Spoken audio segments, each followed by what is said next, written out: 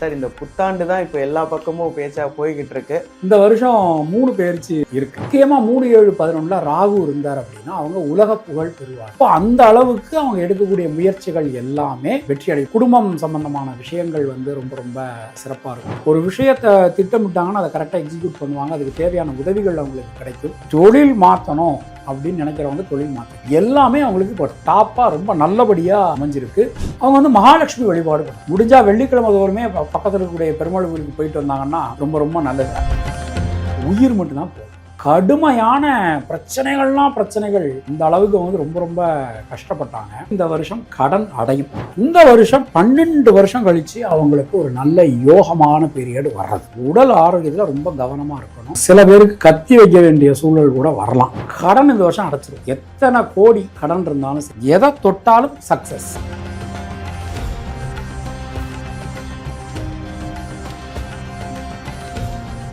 Divine Tamil நேயர்களுக்கு வணக்கம். இப்போ நம்ம கூட பரம்பரை ஜோதிடர் பெருங்குளம் ராமகிருஷ்ணன் சார் இருக்காங்க. வணக்கம் சார். வணக்கம். சார் இந்த புத்தாண்டு தான் இப்போ எல்லா பக்கமும் பேச்சா போய்கிட்டு இருக்கு. 2025 பார்த்தீங்கன்னா பலருமே எங்களுக்கு சொன்ன மாதிரி நடக்கலை போல அப்படின்னு ரொம்ப புலம்புறாங்க. பட் 2026 நீங்கள் கொஞ்சம் எல்லாருக்கும் ஒரு ஹோப் கொடுங்களேன். டிவைன் தமிழ் சேனல் நேயர்கள் அனைவருக்கும் இனிய ஆங்கில புத்தாண்டு நல்வாழ்த்துக்கள். இந்த ஆங்கில புத்தாண்டில் உங்கள் அனைவருக்குமே நல்ல ஒரு வளமும் நலமும் சேரணும்னு சொல்லி நான் இறைவன்கிட்ட பிரார்த்தனை பண்ணிக்கிறேன். இந்த 2026 அப்படின்னு நம்ம எடுத்துட்டோம்னா நாம் ஃபாலோ பண்ணுறது வாக்கிய பஞ்சாங்கம் ஃபாலோ பண்ணிக்கிட்டு இருக்கோம்.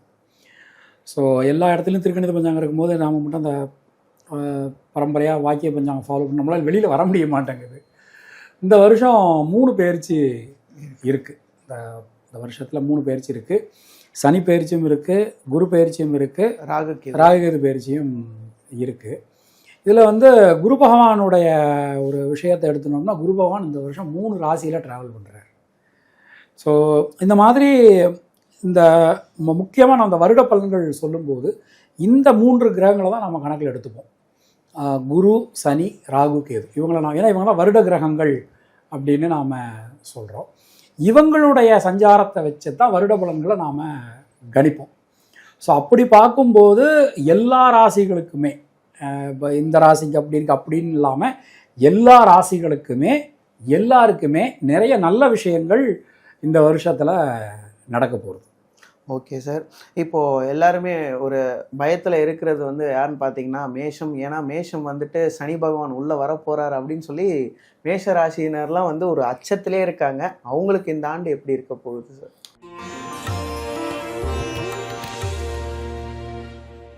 இல்லை, இந்த வருஷத்தில் நம்ம இந்த எல்லாருமே பயப்படக்கூடிய விஷயம் என்னென்னா இந்த மீனத்தில் சனி ட்ராவல் பண்ணுறார். மீனத்தில் சனி ட்ராவல் பண்ணும்போது அதனால் மீனராசிக்கு ஜென்ம சனி, மேஷராசிக்கு 7.5 சனி ஸ்டார்ட் ஆகுது அப்படின்னு சொல்லிட்டு எல்லாருமே நினைக்கிறாங்க. அந்த மாதிரி பயப்பட வேண்டிய சூழல் இல்லை. ஏன்னா சனி பகவான் மீனராசிக்கு போகும்போது குரு பகவானுடைய பார்வை சனி மேலே இந்த வருஷத்தில் படுறது, இது ஒரு பெரிய ஃபேக்டர். 2வது ஃபேக்டர் என்னன்னு சொல்லி பார்த்தீங்கன்னா பாவத்தின் அடிப்படையில் அந்த ராசியில் சனி பகவான், அந்த ராசிங்கிறது மீன ராசிக்கு சனி பகவானுக்கு நட்பு வீடு.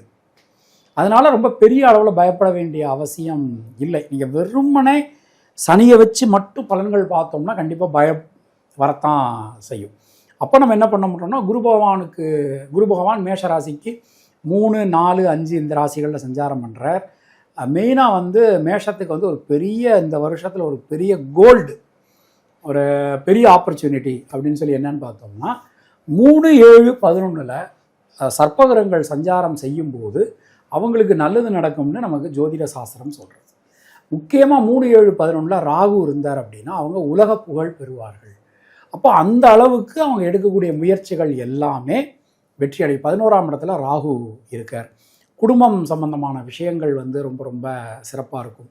புதிய தொழில் வாய்ப்புகள், உத்தியோக வாய்ப்புகள் கிடைக்கும்.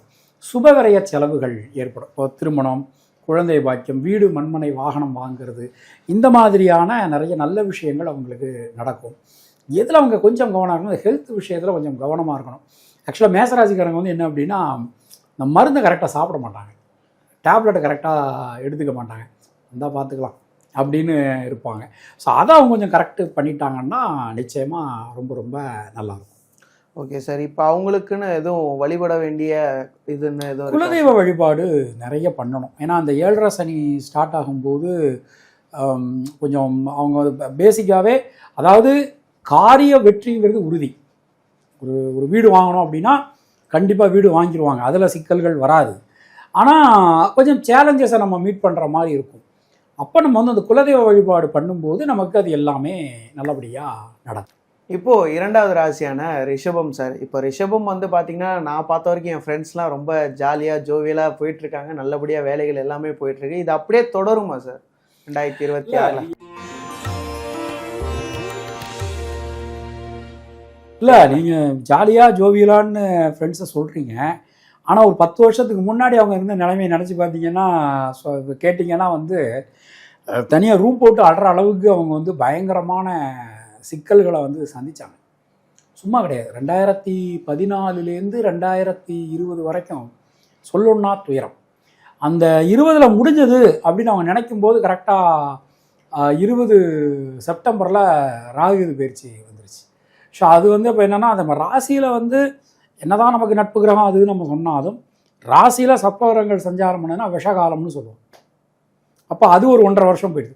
ஸோ இப்படியே பார்த்தீங்கன்னா 2023 வரைக்கும் அவங்களுக்கு வந்து கடுமையான சிக்கல்கள்.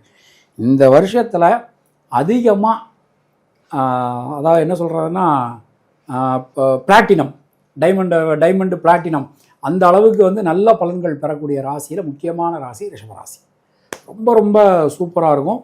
ஒரு விஷயத்தை திட்டமிட்டாங்கன்னா அதை கரெக்டாக எக்ஸிக்யூட் பண்ணுவாங்க. அதுக்கு தேவையான உதவிகள் அவங்களுக்கு கிடைக்கும். தொழில் மாற்றணும் அப்படின்னு நினைக்கிறவங்க தொழில் மாற்றிடுவாங்க. புதுசாக நல்ல உத்தியோகத்துக்கு போகணும் அப்படின்னு நினைக்கிறவங்க நல்ல உத்தியோகத்துக்கு போவாங்க. எல்லாமே அவங்களுக்கு இப்போ டாப்பாக ரொம்ப நல்லபடியாக அவங்களுக்கு அமைஞ்சிருக்கு. எடுக்கக்கூடிய எல்லா முயற்சிகளுமே வெற்றி பெறும். பொருளாதாரத்தில் பெரிய ஒரு வளர்ச்சி, ஒரு முன்னேற்றம், அது எல்லாமே காணும். நானும் வெளிநாட்டுக்கு போவேனா, சம்பாதிப்பேனா அப்படின்னு நினச்சி நல்ல வெளிநாடு வாய்ப்புகள் கைவிடும். விசா சம்பந்தமான பிரச்சனைகள் சரியாயிடும். ரொம்பவே சிறப்பாக இருக்குது. இப்போது அவங்க வழிபட வேண்டிய விஷயங்கள் அந்த மாதிரி என்ன சார்? அவங்க வந்து மகாலட்சுமி வழிபாடு பண்ணணும். அதாவது ஒரு பெருமாள் கோயிலில் போனாங்கன்னா அங்கே இருக்கிற தாயார் வழிபாடு பண்ணுறது ரொம்ப ரொம்ப நல்லது. முடிஞ்சால் வெள்ளிக்கிழமை தோறுமே பக்கத்தில் இருக்கக்கூடிய பெருமாள் கோயிலுக்கு போயிட்டு வந்தாங்கன்னா ரொம்ப ரொம்ப நல்லது. ஆக்சுவலாக ரிஷபராசிக்காரங்க வந்து என்ன அப்படின்னா, ரொம்ப நீட்டாக இருக்கணும்னு எதிர்பார்ப்பாங்க. எந்த ஒரு விஷயம்னாலும் வந்து ரொம்ப நீட்டாக இருக்கணும் அப்படின்னு பெர்ஃபெக்ஷன் ரொம்ப எதிர்பார்ப்பாங்க. அவங்க எதிர்பார்க்கக்கூடிய பெர்ஃபெக்ஷன் இந்த வருஷம் கண்டிப்பாக நல்லபடியாக. அதே போல் சிலர் நிறைய பேர் வந்து ரிஷபம் நான் பார்த்த வரைக்கும் கடன் தொல்லை இந்த மாதிரியான விஷயங்களில் சிக்கி தவிச்சிட்டு இருந்தாங்க. அதுதான் அந்த பீரியட். நம்ம அவங்க வந்து 2014லேருந்து 25/12/2020 வரைக்கும் அவங்க படாத வேதனையே கிடையாது. தனியாக புக்கே போடலாம். பட்ட பாடுகளும் பதித்த சூடுகளும் சொல்லி அந்தளவுக்கு ரொம்ப கஷ்டப்பட்டாங்க. ரொம்ப ரொம்ப கஷ்டப்பட்டாங்க. அதுக்கப்புறம் ஒரு 1.5 வருஷம் அவங்களுக்கு இந்த ராகுகேதுவினுடைய சஞ்சாரம் வந்துடுது. ரொம்ப இப்போ தான் அவங்களுக்கு ஓரளவு நல்ல பீரியடே வந்திருக்கு. Okay sir. இப்போ 3வது ராசியான மிதுனமும் பார்த்தீங்கன்னா ஒரு எல்லாமே கொஞ்சம் நான் நெகட்டிவாக சொல்கிற மாதிரியே சொல்லிகிட்டு இருக்கணும்னு நினைக்கிறேன். பட் ஆனால் எல்லாருக்குமே ஒரு பீரியட் வரும்ல சார், நல்ல நேரம் அப்படிங்கிறது ஒன்று வரும்ல சார். இப்போ மிதுனம் எப்படி இருக்காங்க சார்? இல்லை, இப்போ இவங்க ரிஷபத்துக்கு ஒரு வரலாறு சொன்னோம்ல, அதே மாதிரி மிதுனத்துக்கு ஒரு பெரிய வரலாறு இருக்குது. என்ன அப்படின்னா, அவங்களுக்கு 12/12/2017 பிரச்சனைகள் ஸ்டார்ட் ஆச்சு. உயிர் மட்டும்தான் போகும். கடுமையான பிரச்சனைகள் சொல்லணுன்னா துயரம் அப்படின்னு சொல்லுவாங்க. அந்த அளவுக்கு வந்து ரொம்ப ரொம்ப கஷ்டப்பட்டாங்க. இவங்களுக்கு வந்து ஒரு மத்தளத்துக்கு 2 பக்கம் இடிங்கிற மாதிரி அந்த 2017 to 20 கண்டச்சனி போயின்னு இருக்கும்போதே 2019 பிப்ரவரியில் இவங்களுக்கு ராகு 18 வருஷம் கழிச்சு ராசிக்கு வந்தார். அப்போ எல்லாம் அதாவது எந்த பக்கம் போகிறதுன்னே தெரியலை. அந்த அளவுக்கு பிரச்சனைகளை சந்தித்தாங்க. ஒரு மிதுன ராசியினுடைய ஒரு அடிப்படை இயல்பு என்ன அப்படின்னா, மிதுனத்தால் நிதானம் அப்படின்னு சொல்லுவாங்க. அவங்க வந்து வேகமாக வேலை செய்கிற மாதிரி இருக்கும். ஆனால் நிதானமாக முடிவெடுத்துட்டு தான் அவங்க வந்து அந்த வேலையை செய்யக்கூடிய ஒரு தன்மை நம்ம பார்க்கலாம். அவங்களுக்கு வந்து இப்போ இந்த வருஷம் எப்படி இருக்குது அப்படின்னா, ஜென்ம குரு விலகிறார். இதுவே அவங்களுக்கு வந்து ஒரு பெரிய ரிலீஃப். சுபகாரியங்கள் இருக்கக்கூடிய தடங்கல்கள் எல்லாமே விலகும். எனக்கும் கல்யாணம் நடக்குமா, குழந்தை பிறக்குமா, அது மாதிரி குழந்தைக்கு நிறைய பேர் ட்ரீட்மெண்ட்லாம் போய்கிட்டு இருப்பாங்க. அவங்களுக்குலாம் இந்த வருஷம் கண்டிப்பாக குழந்தை கண்டிப்பாக கன்ஃபார்ம்டு. தொழிலில் மிகப்பெரிய மாற்றங்கள் உண்டு, அதில் எந்த சந்தேகமும் வேண்டாம். ஏற்கனவே பார்த்துக்கிட்டு இருந்த தொழிலோடு சேர்த்து இன்னொரு ஒரு தொழில் அவங்களுக்கு பண்ணுவாங்க. புது உத்தியோகம் அவங்களுக்கு கிடைக்கும். ரொம்ப ரொம்ப சிறப்பாக அவங்களுக்கு இந்த வருஷம் அமைஞ்சிருக்கு. கடன் பிரச்சனைகள் விலகும். மிதுன ராசிக்கு இந்த வருஷம் கடன் அடையும், அதுதான் ஒரு முக்கியமான ஒரு இது. அது மாதிரி சரியான நேரத்துக்கு சாப்பிட முடியாது, சரியான நேரத்துக்கு தூங்க முடியாது, அந்த அளவுக்கு வேலை அவங்களுக்கு கடுமையாக இருக்கும். அப்போ நம்ம வந்து என்ன அப்படின்னா அவங்களுக்கு வந்து அந்த அதனால் உடல் ஆரோக்கியத்தில் நம்ம வந்து கவனமாக இருக்கணும். அப்போ சரியான நேரத்துக்கு சாப்பிடணும், சரியான நேரத்துக்கு நம்ம அவங்க தூங்கணும். சார், இப்போ அவங்க யாரை வழிபடணும் இந்த வருடம்? நடராஜர் வழிபாடு ரொம்ப ரொம்ப கை கொடுக்கும் அவங்களுக்கு. ஏன்னா சுவாமி பிறந்த நட்சத்திரம் வந்து திருவாதிரை. அந்த திருவாதிரை நட்சத்திரம் அவங்க ராசியில் இருக்கிறதுனால என்னதான் பெருமாள் அம்சம் கொண்ட ராசியாக இருந்தாலும் நடராஜர் வழிபாடு பண்ணுறது உங்களுக்கு ரொம்ப ரொம்ப நல்லது. ஓகே சார், அதே போல் அவங்களுக்கு அந்த திருமண யோகம் அந்த மாதிரியான விஷயங்கள் இந்த வருடம் உண்டா? அதான் நான் சொன்னேன். ஏன்னா அவங்களுக்கு இந்த முதல் 5 மாதம் குரு ராசியில் இருக்கார். அப்புறம் ஒரு 5 மாதம் அவர் 2ஆம் ராசிக்கு போகிறார். 2ஆம் ராசியில் உச்சமாகிறார் குடும்பஸ்தானத்தில். நிச்சயமாக இது வரைக்கும் திருமணமாக முக்கியமாக அந்த கல்யாணமாக 80s kids 90s kids 80s kids கல்யாணம் அப்படின்னு இருந்தாலும் கூட 80s கிட்ஸ் 90s கிட்ஸ் அது மாதிரி ரீமேரேஜ் பண்ணணும்னு நினைக்கிறவங்களுக்கு இந்த வருஷம் கண்டிப்பாக ரீமேரேஜ் கண்டிப்பாக நடக்கும், உறுதியாக உண்டு. ஓகே சார், இப்போது கடகம், இப்போ சமீபத்தில் கூட நம்ம பேசிகிட்டு இருந்தோம், சிலர்லாம் வந்து கடகத்தில் தான் இருக்காங்க, அவங்களுக்கும் இந்த வருஷம் எப்படி இருக்க போகுது, பொதுவாக கடக ராசிக்காரர்களுக்கு எப்படி இருக்க போகுது?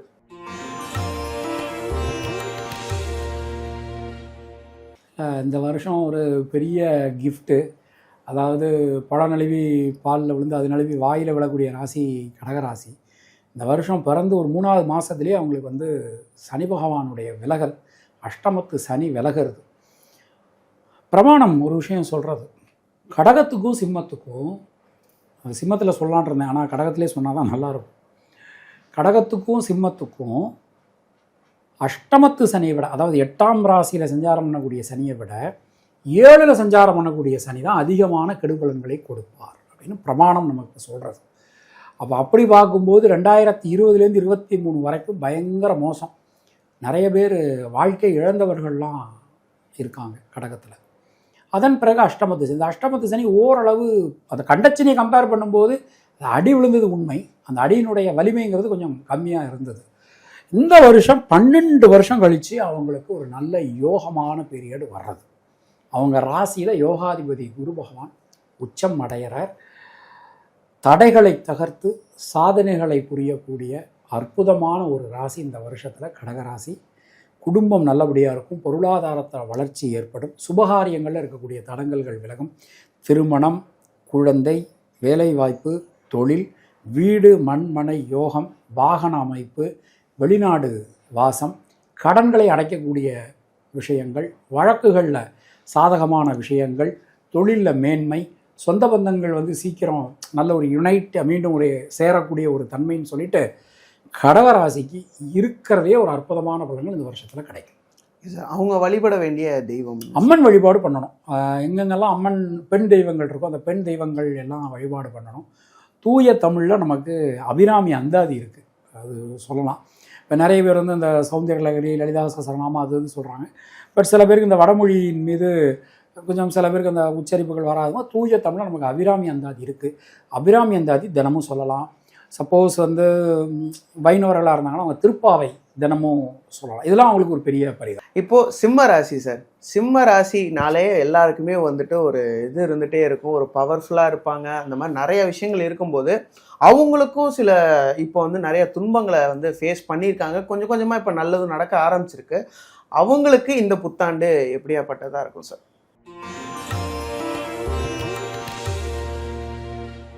சிம்ம ராசிக்கு இந்த வருஷத்தில் கொஞ்சம் கவனமாக இருக்க வேண்டிய ராசி சிம்ம ராசி.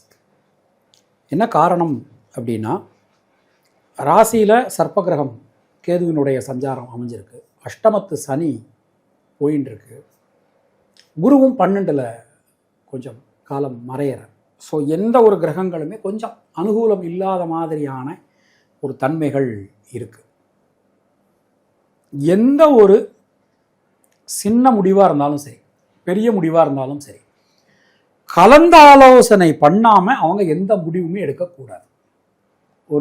அதாவது வரவுக்கு குறைவு இருக்காது, வரவுக்கு எந்த விதமான குறைவும் இல்லை. ஆனால் ஒரு நியூ இன்வெஸ்ட்மெண்ட் செய்யும் போதோ, இல்லை நியூ இன்வெஸ்டர்ஸை சேர்க்கும் போதோ, இல்லை ஒரு புதுசாக ஒரு விஷயம் ஆரம்பிக்கும் போதோ ஆலோசனை பண்ணாமல் இவங்க எந்த விஷயமும் செய்யக்கூடாது. இவங்களுக்கு உடல் ஆரோக்கியத்தில் ரொம்ப கவனமாக இருக்கணும். வருஷம் ஏன்னா நம்ம இப்போ என்ன தான் உங்களுக்கு கண்டச்சனி தான் ரொம்ப வேலை செய்யும், அஷ்டமதி சனி மூலம் வேலை செய்யாது, குரு பார்வை இருக்குது அப்படின்னு நம்ம என்ன தான் சொன்னாலும் உடல் ஆரோக்கியத்தில் ரொம்ப கவனமாக இருக்கணும். சில பேருக்கு கத்தி வைக்க வேண்டிய சூழல் கூட வரலாம். ஸோ அந்த அளவுக்கு உடல் ஆரோக்கியத்தில் ரொம்ப ரொம்ப கவனமாக இருக்கணும். நம்ம உடம்புக்கு எது ஆகாதோ அதை சாப்பிடக்கூடாது, செய்யக்கூடாது. அதே மாதிரி ரொம்ப ரிஸ்க் எடுக்கக்கூடாது. இப்போ உதாரணமாக நீண்ட நேரம் கண் விழிக்கிறது கண்டிப்பாக உடல் நலம் பாதிக்கப்படும். அது மாதிரி உடல் நலத்தின் மீது கவனம் இல்லைனாலும் உடல் நலம் பாதிக்கப்படும். நமக்கெல்லாம் இதெல்லாம் என்ன வரப்போகுது அப்படின்னு சொல்லி நினச்சிட்டாங்கனாலும் பிரச்சனை. தொழில் உத்தியோகத்தில் கடுமையான பணிச்சுமை இருக்கும். ஒரே நேரத்தில் பலவிதமான வேலைகளை செய்ய வேண்டிய சூழல்கள் வரலாம். ஆஃபீஸ்லேருந்து கிளம்புவார், இந்த வேலையை செஞ்சு முடிச்சுட்டு போங்கன்னு சொல்லுவாங்க, அந்த மாதிரியான சூழல்கள் வரலாம். ஸோ இந்த வருஷம் முழுவதுமே அவங்க எந்த ஒரு விஷயத்திலுமே கவனமாக எச்சரிக்கையாக பார்த்து இருக்கிறது அவங்களுக்கு நல்லது. Okay sir. இப்போ அவங்க வழிபட வேண்டிய தெய்வம் சார்? கண்ணை மூடிட்டு தினமும் காலையில் எழுந்தோடனே ஓம் நமச்சிவாய 108 தடவை சொல்லிடணும். அதுதான் அவங்கள காப்பாற்றும். அதாவது இறைவனை மீறி எந்த விதமான ஒரு கிரக அமைப்புகளும் இல்லை. ஸோ அப்படி இருக்கும்போது அவங்க தினமும் பஞ்சாட்சர மந்திரம் சொல்கிறது அவங்களுக்கு ரொம்ப ரொம்ப நல்லது. இப்போ கன்னி ராசியினர் வருகிற புத்தாண்டை எப்படி ஃபேஸ் பண்ண போகிறாங்க, அவங்களுக்கு என்ன மாதிரியான நல்ல விஷயங்கள் நடக்க போகுது, என்ன மாதிரி நெகட்டிவ்ஸும் இருக்குது அப்படிங்கிறத சொல்லிட்டிங்கன்னா அவங்க கொஞ்சம் அலர்ட் ஆகிருப்பாங்க சார்.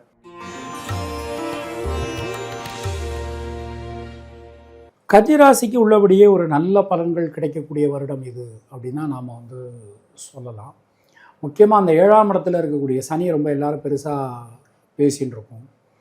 7ஆம் இடத்துல சனி இருக்கும்போது சில பேர் என்ன சொல்கிறாங்கன்னா, குடும்பமே நமக்கு பிரிஞ்சிடும், ஹஸ்பண்ட் அண்ட் ஒய்ஃப்லாம் பிரிஞ்சிருவாங்க அப்படின்னு சொல்லி பயமுறுத்துகிறாங்க. இப்போ ஹஸ்பண்ட் அண்ட் ஒய்ஃப் பிரிகிறாங்க அப்படின்னா அதுக்கு ஒரு பேசிக்கான ஒரு காரணம் யாராவது ஒருத்தர் விட்டு கொடுத்து போகாமல், 2 பேருமே விட்டு கொடுத்து போகாமல் இருப்பாங்க, இல்லை 2 பேருமே ரொம்ப முரண்டு பிடிச்சிட்டு அந்த மாதிரி இருக்கக்கூடிய ஒரு தன்மை இருக்கும். ஆக்சுவலாக கன்னிராசிக்கு ஒரு பேசிக்காக கன்னிராசி நம்ம வெளியிலேருந்து பார்க்க ரொம்ப அழகாக இருக்கும். கன்னிராசி பார்த்திங்கன்னா இவங்க கண்டிப்பாக இவங்க எப்படி அழகாக இருக்காங்க, விட்டு கொடுத்து போகிறான்னு நினைப்பாங்க. ஆனால் அவங்க விட்டு கொடுத்து போக மாட்டாங்க. அவங்கள யார் திருமணம் பண்ணியிருக்காங்களோ அவங்க வாழ்க்கை, இப்போ ஹஸ்பண்ட்னா ஒய்ஃப்னா ஹஸ்பண்ட், அவங்க விட்டு கொடுத்து போவாங்க. அதனால் குடும்ப வாழ்க்கையில் பெருசாக ஒரு பிரச்சனை வரும் அப்படின்னு பயப்பட வேண்டிய அவசியம் இல்லை. 2வது, இந்த வருஷம் கன்னிராசிக்காரன் யாரெல்லாம் லவ் பண்ணிகிட்டு இருக்காங்களோ அந்த லவ் மேரேஜில் போய் முடிஞ்சிடும், ரீமேரேஜ் நடக்கும். 5ஆம் இடத்த குரு பார்க்க போகிறார். ஸோ கன்னிராசிக்காரன் யாருக்கெல்லாம் குழந்தை இல்லையோ அந்த வருஷம் குழந்தை கண்டிப்பாக கிடைக்கும். எதில் கவனமாக இருக்கணும்? ஏன்னா வேலை விஷயங்களில் ரொம்ப கவனமாக இருக்கணும். இவங்களுக்கு இந்த வருஷம் புது வேலைக்கு போக வேண்டிய சூழல்கள் வரலாம். பார்த்துக்கிட்டு இருந்த தொழிலை விட்டுட்டு வேறு தொழிலுக்கு போக வேண்டிய சூழல்கள் வரலாம். இவங்க எதில் ரொம்ப கவனமாக இருக்கணும்னா இந்த பார்ட்னர் விஷயத்தில் கவனமாக இருக்கும். தொழில் பண்ணுறோம்ல, நம்ம பார்ட்னர் கூட கொஞ்சம் கவனமாக இருந்துக்கிறது அவங்களுக்கு நல்லது. பார்ட்னர்னா சக வேலையாட்கள், அதாவது சக ஊழியர்களும் சொல்லலாம், நம்ம மேலிடமும் சொல்லலாம், மீன்மேல் நம்மளோட தொழில் பண்ணக்கூடிய பார்ட்னரும் நாம் சொல்லலாம். இவங்க வாராகி வழிபாடு பண்ணுறது உங்களுக்கு ரொம்ப ரொம்ப நல்லாயிருக்கும், சிறப்பாகவே இருக்கும். துலாம் ராசிக்காரங்களுக்கு எப்படி சார் இந்த புத்தாண்டு இருக்க போகுது?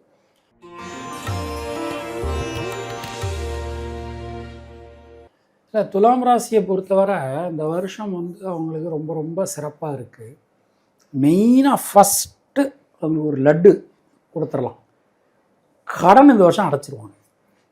எத்தனை கோடி கடன் இருந்தாலும் சரி, கடன் இந்த வருஷம் அடைக்கக்கூடிய ராசி துலா ராசி. எதனால் சார்? 6ஆம் இடத்துல சனி பகவானுடைய ஒரு சஞ்சாரம் அவங்களுக்கு இந்த வருஷம் நிறைவாக அமையுது.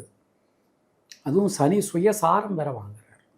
அது துளாராசிக்கு ஒரு யோகம் கொடுக்கக்கூடிய கிரகம் சனி. அவர் 6ஆம் இடத்துல நட்பு வீட்டில் சஞ்சாரம் பண்ணும்போது ரணருண ரோக சத்ருஸ்தானம்னு சொல்லுவோம் 6ஆம் இடத்தை. அதாவது கடன், உடல் வலி, மனவலி, சத்துருக்கள், இந்த எல்லா விதமான கடன்களையும் அடைக்கக்கூடிய ஒரு வருஷமாக அவளுக்கு இந்த வருஷம் அமைஞ்சிருக்கு. குருவும் பார்க்குறார். எனக்கு கல்யாணமானால் நான் வந்து திருச்செந்தூர் கோயிலுக்கு போவான், எனக்கு கல்யாணம் ஆனால் ஒரு வேல் கொடுக்குறேன்னு வேண்டிட்டு வந்திருப்பான். கல்யாணம் ஆயிருக்கும், குழந்தை மறந்துருக்கும், நேர்ச்சியும் மறந்துடுவான், முருகனையும் மறந்துடுவான். இந்த வருஷம் அந்த நேர்ச்சியை செலுத்துவதற்கான ஒரு நேரமாக அமையும். குலதெய்வத்துக்கு கோவில் கட்டுறது, கோவில் கட்டி கும்பாபிஷேகம் பண்ணுறது, தீர்த்தம், ஃபார் எக்ஸாம்பிள் இப்போ காசி ராமேஸ்வரம் அந்த மாதிரி நிறைய இடங்களுக்கு போகிறது, அதெல்லாம் அந்த வருஷம் அவங்க நிறைய பண்ணுவாங்க. யார்கிட்டயோ இப்போ கடன் வாங்கியிருப்பாங்க, திடீர்னு அவங்களுக்கு ஞாபகம் வரும், அந்த கடனை அடைப்பாங்க. இவங்க யாருக்கோ இப்போ கடன் கொடுத்துருப்பாங்க, அந்த கடன் இப்போ திரும்ப வரும், வாங்கிப்பாங்க. ஸோ எல்லா விஷயங்களும் இவங்களுக்கு ரொம்ப ரொம்ப அனுகூலமாகவே அமைஞ்சிருக்கு. திருமண யோகம் அந்த மாதிரி 2012 இவங்களுக்கு வந்து டைம் சரியாக இல்லை. இப்போ தான் நல்ல பீரியட் வந்திருக்கு. 100% திருமணம் சம்பந்தமான முயற்சிகள் வெற்றி பெறும். ஏதோ ஒரு காரணத்தினால ஹஸ்பண்ட் ஒய்ஃப் பிரிஞ்சிருப்பாங்க, மீண்டும் சேருவதற்கான ஒரு சூழலும் கண்டிப்பான முறையில் இந்த வருஷம் உண்டு. அவங்க இந்த வருடம் வழிபட வேண்டிய கடவுள் சார்? நரசிம்மர் வழிபாடு ரொம்ப மிகப்பெரிய ஒரு மாற்றத்தை உங்களுக்கு கண்டிப்பாக கொடுக்கும். ஒவ்வொரு வெள்ளிக்கிழமையும் நரசிம்மர் கோவிலுக்கு போயிட்டு வர்றது, இல்லை வீட்டிலேயே நரசிம்மருக்கு ஒரு பானகம் வச்சு வழிபாடு பண்ணுறது இவங்களுக்கு ரொம்ப ரொம்ப சிறப்பாக இருக்கும். இப்போ நம்ம கிட்டத்தட்ட வந்துட்டோம். விருச்சிக ராசி நேயர்களுக்கு எப்படி இருக்க போகுது இந்த புத்தாண்டு?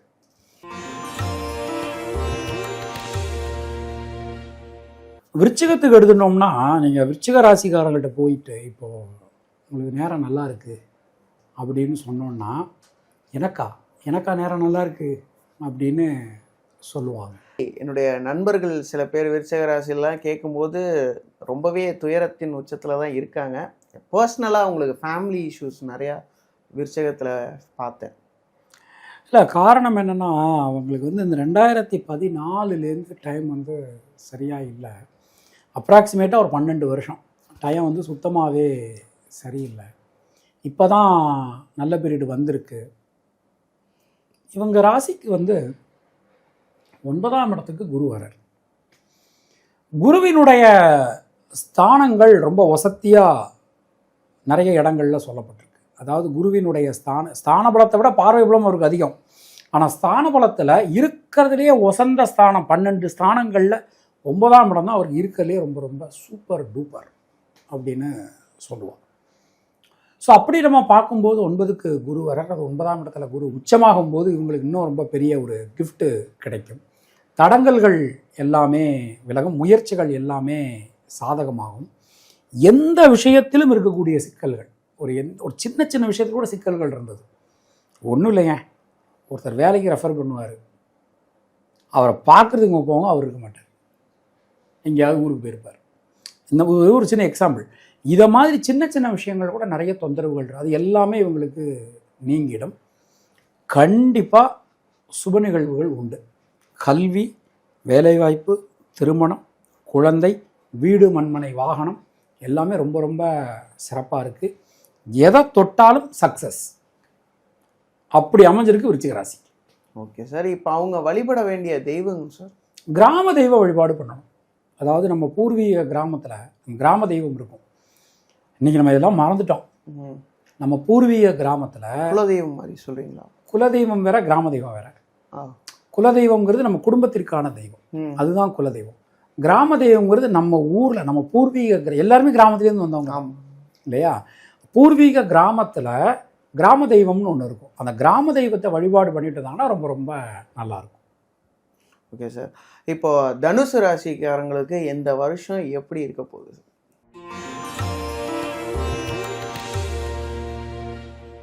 நம்ம நிகழ்ச்சியை பார்க்குறதுல முக்கியமான ராசி தனுசு ராசி. ஏன்னா நாங்கள் எல்லாம் அவங்களை பயமுறுத்தி வச்சுருக்கோம். அர்த்தாஷ்டம சனி போய்கிட்டு இருக்குது, அர்த்தாஷ்டம சனி சனின்னு சொல்லி சொல்கிறோம். 3, 7, 11 3ஆம் இடம், 7ஆம் இடம், 11ஆம் இடம் இதில் சர்ப்ப கிரகங்கள் சஞ்சாரம் பண்ணினான்னா எதிரிகளை துவம்சம் பண்ணுவான். 3ஆம் இடத்துல ராகுவினுடைய சஞ்சாரம் போயின்னு இருக்கு. இந்த வருஷம் பிறக்கும்போது கிட்டத்தட்ட ஒரு 5 மாதங்கள் நம்ம ராசியை குரு பகவான் முதல்லையே பார்த்துடுறார். அதனால் அர்த்தாஷ்டம சனி நினச்சி பயப்பட வேண்டிய அவசியம் இல்லை. இன்னொன்று, தனுசு ராசிக்காரங்கள்லாம் அதை நினச்சி பயப்படக்கூடியவங்களா என்ன? கண்டிப்பாக பயப்பட மாட்டாங்க. நீ அவங்கள்ட்ட போய் ஜென்ம சனி நடக்கும்போதே அவங்க அதையே கிராஸ் பண்ணி வந்துட்டாங்க. அதனால் அர்த்தாஷ்டம சனி ரொம்ப பெரிய அளவில் கெடுதல்கள் எதுவும் பண்ணாது, பயப்பட வேண்டாம். ஆனாலும் 2 விஷயத்தில் கவனமாக இருக்கணும். ஒரு கல்வி சேர்ந்தாங்கன்னா அந்த கல்வியை கம்ப்ளீட் பண்ண முடியாத சில சிச்சுவேஷன் வரலாம். 2வது, தாயாரினுடைய உடல் ஆரோக்கியத்தில் ரொம்ப கவனமாக இருக்கணும். இந்த 2 விஷயத்தில் அவங்க ரொம்ப ரொம்ப கவனமாக இருக்கணும். தொழில் உத்தியோகம் ரொம்ப ரொம்ப சிறப்பாக இருக்கும். நிறைய ஆப்பர்ச்சுனிட்டிஸ் கிடைக்கும். நிறைய ட்ராவல் பண்ண வேண்டியிருக்கும். அந்த அளவுக்கு இருக்கும். தனுசு ராசிக்காரங்க பயப்பட வேண்டிய அவசியம் எதுவுமே கிடையாது. மங்கள காரியங்கள் எல்லாமே நல்லபடியாக நடக்கும். இந்த வருடம் அவங்க வழிபட வேண்டிய தெய்வம் சார்? சித்தர்கள் வழிபாடு. எங்கெல்லாம் சித்தர்களுடைய ஜீவசமாதி இருக்கோ அங்கே சித்தர்களுடைய ஜீவசமாதிக்கு போயிட்டு வர்றது நல்லது. சப்போஸ் போக முடியாதவங்க வீட்லேயே அகத்தியர் வழிபாடு பண்ணலாம். ரொம்ப ரொம்ப சிறப்பாக இருக்கும் சார். இப்போது 7.5 சனியெல்லாம் முடிஞ்சு மகர ராசிக்காரவங்க வந்துட்டு ரொம்ப சிறப்பாக இருக்கிறதாகவும் நிறைய ஜாக்பாட்டுகள் அடிக்க போகும் ராசிகளில் முக்கியமான ஆட்களை வந்து மகர ராசிக்காரங்க இருக்கிறதா சொல்கிறாங்க. அவங்களுடைய அந்த 2026 எப்படி இருக்க போகுது சார்?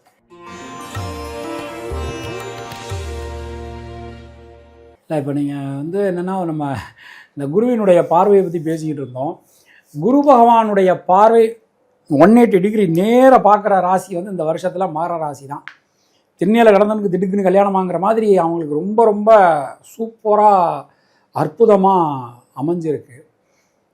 எந்த தோஷங்கள் இருந்தாலும் சரி, அந்த தோஷங்கள் எல்லாம் போய் அவங்களுக்கு ஒரு அற்புதமான சுப நிகழ்வுகள் இந்த வருஷத்தில் கண்டிப்பான முறையில் நடக்கக்கூடிய ராசியில் முக்கியமான ராசி மகர ராசி. கண்டிப்பாக நல்லபடியாக இருக்கும். பொருளாதாரத்தில் நல்ல ஒரு முன்னேற்றம், வீடு மண்மனை வாகன அமைப்பு ரொம்ப ரொம்ப நல்லா இருக்குது. இந்த மகர ராசிக்கு நம்ம பலன்கள் சொல்லும்போது செவ்வாயினுடைய சஞ்சாரத்தையும் நம்ம கணக்கில் எடுத்துக்கணும். செவ்வாயும் ரொம்ப ரொம்ப ஃபேவராக இருக்கார். ஸோ கண்டிப்பாக அவங்களுக்கு நிச்சயமாக வீடு மண்மனை யோகம் நிச்சயமான முறையில் அமையும்.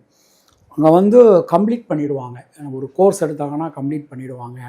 அதே மாதிரி நான் ஃபாரினில் இந்த யூனிவர்சிட்டியில் இந்த கோர்ஸ் ஜாயின் பண்ணணும் அப்படின்னு யார் யார் நினைக்கிறாங்களோ அவங்களுக்கு அந்த கோர்ஸ் கண்டிப்பான முறையில் கிடைக்கும். வெளியூர் வெளிநாடு வாய்ப்புகள் ரொம்ப ரொம்ப அற்புதமாக இருக்கும். பேசும்போது கொஞ்சம் கவனமாக பேசணும். ஏன்னா நாக்கில் ராகு விஷ நாக்குன்னு சொல்லுவாள். ஸோ வந்து நம்ம பேசும்போது கொஞ்சம் ஸ்வீட் கோட்டடாக பேசுகிறது இவங்களுக்கு ரொம்ப ரொம்ப நல்லாயிருக்கும். அவங்க வழிபட வேண்டிய தெய்வம் சார்? விநாயகர் வழிபாடு ரொம்ப ரொம்ப சிறப்பாக இருக்கும். தூய தமிழ்லே விநாயகர் அகவல் இருக்குது, அதை அவங்க சொன்னாலே போதுமானது. இந்த வருடம் நீங்கள் எந்த யூடியூப் ராசி வீடியோக்களில் போனாலும் கும்பம் துன்பம் கும்பம் துன்பம்னு சொல்லி ரொம்ப பேர் கதறிட்டு இருக்காங்க. அவங்களுடைய 2026 எப்படி இருக்க போகுது? கும்ப ராசியினருடைய 2026 இந்த புத்தாண்டு பலன் எப்படி இருக்க போகுது சார்?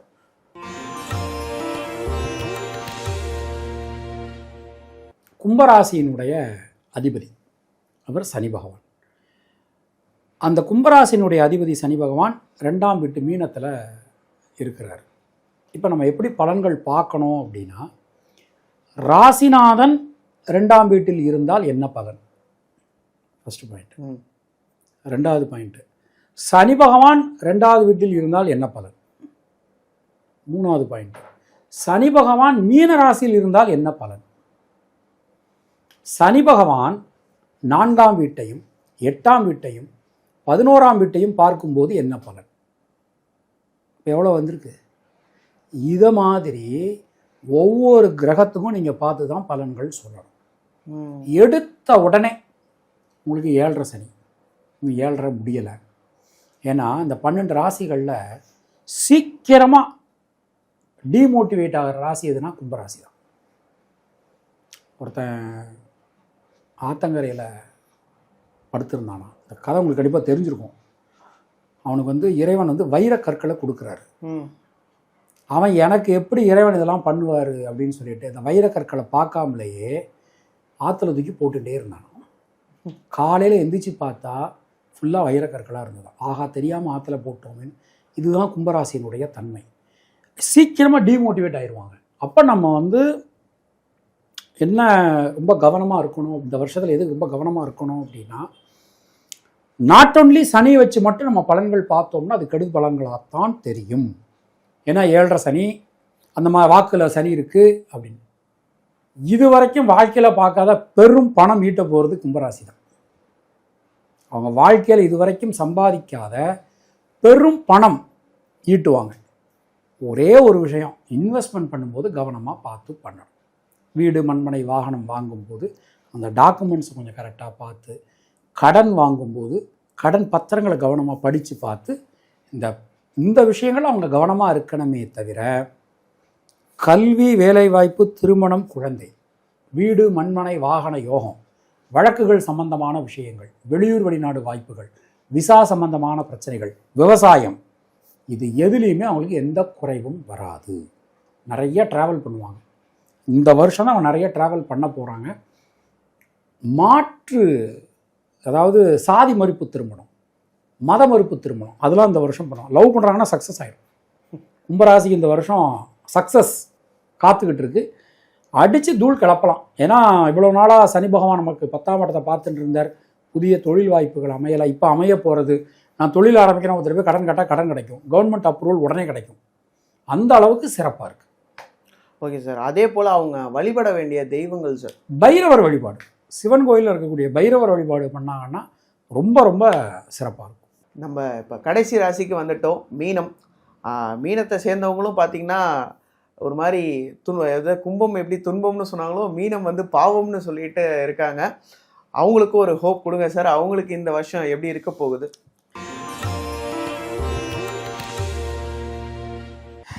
ஆக்சுவலாக நான் ஹோப் கொடுக்கணுன்னு விஷயமே இல்லை. அவங்களுக்கு இந்த நம்ம பஞ்சாங்கமே அவங்களுக்கு ஒரு ஹோப் கொடுக்குது. இதில் பாருங்கள், மீனத்தில் சனி என்ன போட்டிருப்பார்? நட்பு. ஓகே, இப்போ நான் எதுக்கு வந்திருக்கேன்னு உங்களுக்கு புரியுது. நீ எங்கே வர சிவாஜி அப்படிங்கிற மாதிரி. ஆக்சுவலாக என்னென்னா, சனி பகவானுடைய நட்பு வீட்டில் சனி பகவான் சஞ்சாரம் பண்ணுறார். சரியா? அதனால மீன ராசிக்காரர்கள் ஜென்ம சனி ஆரம்பிக்குதே, அப்படி ஆயிருமோ இப்படி ஆயிருமோ அதாயிருமோ இதாயிருமோன்னு பயப்பட வேண்டிய அவசியம் இல்லை. இன்னொன்று, குரு பகவானுடைய அருட்பார்வை உங்களுக்கு கிட்டத்தட்ட 9 வருஷம் கழிச்சு கிடைக்குது. ராசிநாதன் குருவினுடைய பார்வை, அதாவது புதையல் கிடைக்கும் அவங்களுக்கு. சுபகாரியங்கள் எல்லாமே நல்லபடியாக நடக்கும். திருமணம், குழந்தை பாக்கியம் நல்லாயிருக்கும். புதிய வேலைகள் கண்டிப்பான முறையில் கிடைக்கும். உடல் ஆரோக்கியம் ரொம்ப ரொம்ப நல்லா இருக்கும். சுப கடன் வாங்குவாங்க. கடனே வாங்க மாட்டாங்கன்னு சொல்ல மாட்டேன். கடன் வாங்கி சுபகாரியங்கள் செய்வாங்க. உதாரணமாக ஒரு இடத்துக்கு இன்வெஸ்ட் பண்ணுறது, இல்லை வீடு வாங்கிறது, வாகனம் வாங்கிறது, நம்ம குழந்தைக்கு கல்யாணம் பண்ணுறது, நமக்கு கல்யாணம் பண்ணி, இந்த மாதிரியான சுபகாரியங்களுக்கான கடன்கள் வாங்குவாங்க. பயப்பட வேண்டிய அவசியமே இல்லை. ஜாயின்ஸு சம்பந்தமான விஷயங்கள் மட்டும் கொஞ்சம் கவனமாக இருக்கும். அதாவது எல்லாமே ஓகே, எல்லாத்தையும் நம்ம அனுபவிக்கணும்னா நமக்கு முக்கியமானது ஆரோக்கியம். அப்போ ஆரோக்கியம் சம்மந்தமான விஷயத்தில் இப்போ நாமளாவே இந்த மீனராசியில் ஒரு பெரிய பிரச்சனைனா, ஒன்று அவங்க மருந்து சாப்பிடவே மாட்டாங்க, இல்லை டாக்டர்கிட்ட கன்சல்ட் பண்ணால் அவங்களே மருந்து எடுத்துப்பாங்க. அதை அவங்க கொஞ்சம் அவாய்ட் பண்ணுறது ரொம்ப ரொம்ப நல்லது. மோஸ்ட் அட்ஜஸ்டபிள் அந்த ராசிகளில் அட்ஜஸ்ட் பண்ணக்கூடிய ராசி மீனராசி தான். ஸோ அதனால் அவங்களுக்கு இந்த வருஷம் ரொம்ப ரொம்ப சூப்பராக இருக்கும் சார். இப்போ அவங்க வழிபட வேண்டிய தெய்வம் சார்? முருகனை கெட்டியாக பிடிச்சிக்க வேண்டியது. அழகாக நமக்கு இப்போ முருகன் வழிபாடு ரொம்ப பெருகிக்கிட்டு வரக்கூடிய காலகட்டம். பக்கத்தில் ஏதாவது அறுவடை வீடு இருந்ததுன்னா போயிட்டு வரலாம். அடிக்கடி போயிட்டு வர்றது நல்லது. இல்லை வீட்டுக்கு பக்கத்தில் இருக்கக்கூடிய முருகன் கோயிலுக்கு போயிட்டு வரலாம். கந்த சஷ்டி கவசம் சொல்கிறது கேட்கறது அவங்களுக்கு ரொம்ப ரொம்ப நல்லது. ஓகே சார், இவ்வளோ நேரம் உங்களுடைய கருத்துக்களை பகிர்ந்ததுக்கு மிக்க நன்றி சார். தேங்க்யூ.